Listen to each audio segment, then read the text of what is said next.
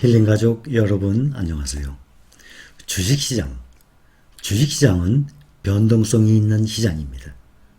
그 변동성 때문에 사람의 마음이 흔들리고 장기 투자를 하지 못하는 이유 중에 하나입니다. 여러분들의 댓글 중에 두 분의 내용을 우선 함께 해보겠습니다. 장기 투자하자고 마음먹고 시작했다가 신고가 경신하는 순간 어렵게 모았던 1836주 다 팔아버리고 그 이후에도 계속 오르길래 후회하며 만원 더 오르고 나서야 뒤늦게 다시 들어왔습니다. 내가 멍청하게 뭘 한 건지 싶더라고요. 삼성전자는 팔았다가 후회한다는 거 뼈저리게 배웠습니다. 절대 매도 버튼 누르지 말고 꾸준히 갑시다 하셨어요. 지금 이렇게 하신 분들이 꽤 많이 계실 겁니다. 신고가 계속 경신했죠? 어느 신고가 경신했던 그 시점에 분명히 이것을 팔아버린 사람들이 많을 겁니다. 1836주, 1836평의 땅을 팔아버린 것입니다. 한 평 한 평 모은 1836평의 땅을 이렇게 허무하게 팔아버립니까? 한 주는 땅 한 평입니다. 그러한 마인드로 땅을 한 평 한 평 계속 내 노후 때까지 계속 늘려 모아 나가는 것입니다. 그러한 마인드로 장기 투자를 꼭 하셔야 됩니다. 만 원이 더 오르고 나서야 뒤늦게 다시 들어왔다 그랬는데 5만 원대에 샀다가 팔았다가 6만 원대에 들어왔습니까? 6만 원에 팔았다가 7만 원에 들어왔습니까? 무려 몇 퍼센트인가 하면 20%의 수익을 날려버린 것입니다. 또 한 분을 소개를 하죠. 이분은 댓글을 자주 다는 분으로 알고 있어요. 제가 댓글 자주 다는 분들은 그분이 어떤 마음으로 어떤 생각으로 어떻게 하고 있는지 대강 알고 있거든요.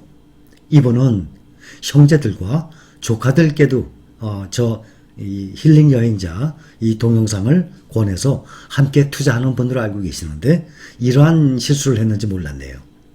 5만 4천 원에 팔아먹고 고점에 7만 600원에 사서 6만 7천 원이 제 평균 단가입니다. 삼성전자 우 기준이에요. 15% 수익이었는데 몇 주 없어서 계속 샀더니 평단이 너무 높아졌네요. 5만 4천 원에 팔았어요.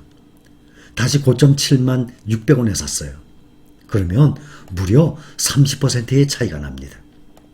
제가 몇 번이나 말씀을 드렸고 또한 책도 제가 책의 페이지까지 열어서 그 내용도 그대로 읽어드렸어요. 그것도 한 권이 아니라 몇 권을.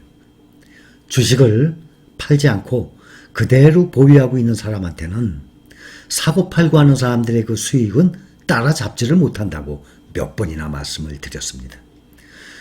전체적으로 역사적으로 주식시장을 보면요. 오르는 기간보다 내리는 기간이 더 많았어요. 오르는 날보다 내리는 날이 더 많았다는 말씀입니다. 오늘 삼성 떨어지고 있죠. 그런데 오를 때는요. 상당히 큰 폭으로 올라갑니다. 그게 수익률이 엄청난 것입니다. 그래서 보유하고 꾸준히 보유하고 있는 사람들을 사고 팔고 하는 사람들이 그 수익을 따라가지 못한다는 얘기예요. 주식의 높은 기대 수익률에도 불구하고 개인들이 투자를 꺼리는 요인 중에 하나가 바로 주식시장의 변동성에 있습니다. 부동산은 별로 변동성이 없죠. 반면에 주식시장은 아주 심합니다. 한 치 앞도 내다보기 어려운 주식시장에서 덜컥 주식을 샀다가 손실을 볼 가능성이 크다는 그 불안 심리가 누구에게나 작동을 하게 됩니다. 장기적 안목보다는 단기적 재료에 집중하는 투자자가 많은 이유예요. 바로 그것입니다. 변동성에 대한 공포를 이기기 위해서 단기 매매에 사람들이 빠져들게 됩니다. 그러니 10%만 수익 나도 이 수익을 보기 위해서 얼른 팔아버리는 것이죠. 우량주는 그러한 주식이 아닙니다. 하지만 궁극적으로 개인 투자자가 변동성을 극복할 수 있는 길은 장기 투자뿐입니다. 그것이 가장 중요합니다. 지난 영상에도 말씀드렸죠. 벌써 5년만 보유해도 돈을 잃을 확률은 약 19%로 떨어진다고 말씀을 드렸습니다. 20년을 보유하게 되면 돈을 잃을 확률은 1%가 아니라 0.1%로 떨어진다고 말씀을 드렸습니다. 주식시장은 짧게 보면 굴곡이 아주 심합니다. 그러나 길게 보면 어떻습니까? 완전히 우상향이죠. 다우지수나 S&P 500이나 나스닥 지수를 보세요. 우리나라 코스피는 박스권에 갇혔다가 근래에 지금 천정을 뚫고 올라가는 것이지만 미국의 역사 같은 경우를 보면 완전히 정말 아름다운 우상향의 지수를 볼 수가 있습니다. 지금 당장 투자하면 손실을 볼 수 있습니다. 그것은 짧게 보기 때문에 그렇습니다. 또 더 이득을 볼 수도 있습니다. 그것 또한 짧게 보기 때문입니다. 그러나 그 투자 시점을 늘려서 보면은 투자는 장기간 지속해야만 된다는 것을 모든 지표들이 보여주고 있습니다. 짧은 기간에 수익을 거두려고 하지 마세요. 평생에 걸쳐서 부를 증진한다는 관점에서 투자해야 됩니다. 평생에 걸쳐서 내 땅을 한 평 한 평 늘려간다는 그러한 마인드로 주식수를 늘려가야만 합니다. 주식시장에서는 개미는 무조건 필패. 그동안은 그래왔어요. 그런데 올해 들어서 이번에 팬데믹 사태, 올해 들어서 많은 변화가 있었습니다. 외국인에게 1992년에 주식시장이 개방이 됐습니다. 대부분의 개인들은 돈을 못 버니까 무력감을 느끼고 이 증권시장, 주식시장을 떠나서 부동산으로 향한 사람들이 아주 많습니다. 코스피 지수가 20년간 박스권에 갇혀 있는 동안 부동산은 불패 신화였거든요. 부동산은 끝까지 오른다고 이러한 불패 신화가 팽배했거든요. 그러나 올해부터는 승자는 동학개미라 그러죠.